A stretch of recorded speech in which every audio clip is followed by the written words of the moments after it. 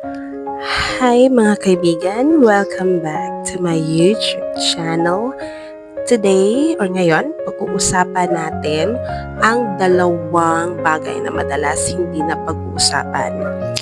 Anxiety at depression. So, unahin muna natin sa episode na ito ang anxiety.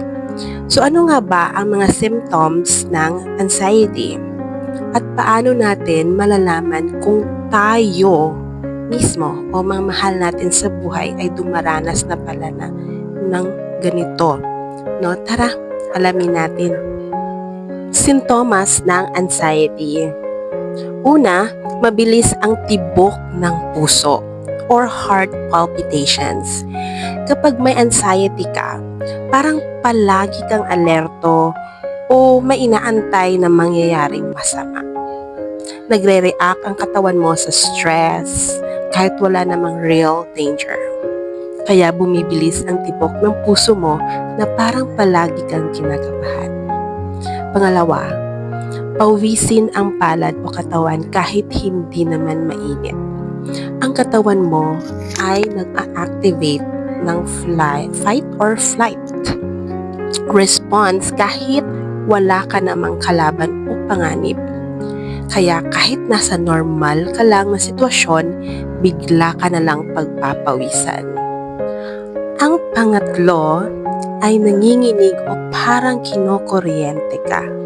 Dahil tense o alerto ang muscles mo sa sobrang kaba, nagre-react ito sa pamamagitan ng panginginig o parang may kuryente sa loob ng katawan mo.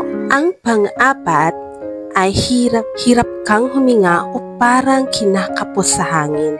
Isa pala yan sa mga simptomas ng anxiety. So ano ba ibig sabihin nito? So isa sa karaniwang sintomas ng anxiety ay ang pakiramdam na hindi ka makahinga. Minsan, ito'y tinatawag na panic attack. Pakiramdam mo parang sinasakal ka o hindi sapat ang hangin sa paligid mo. Ang panglimang simptomas ng anxiety ay pananakit ng tiyan o pagdudumi. Ang anxiety kasi po ay nakakaapekto hindi lang sa utak kundi pati sa ating tiyan. Tinatawag itong gut-brain connection. Kaya kung kinakabahan ka o worried ka, pwedeng sumakit ang tiyan mo o madalas kang dumumi. Naranasan mo na ba yan? Ang pang-anim na simptomas ng anxiety po ay labis na pag-aalala kahit walang dahilan.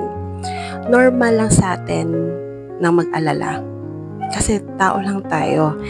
Pero ang may anxiety na, yung may sakit na anxiety ay lagi at sobrang kung mag-isip ng mga worst case scenario. Kaya kahit wala pa namang nangyayari, ay labis na itong nag-aalala. Pang-pito, hindi mapakali o restless. Minsan may mga panahon talaga na hindi ka mapakali. No, parang palaging may kailangan kang gawin, pero hindi mo alam kung ano yon. Minsan, uuwi ito sa paglalakad, pagkukuyakoy, o pag-iikot-ikot ng mga kamay. So, restless talaga, diba? Then, ang pang-walo po ay hirap mag-concentrate.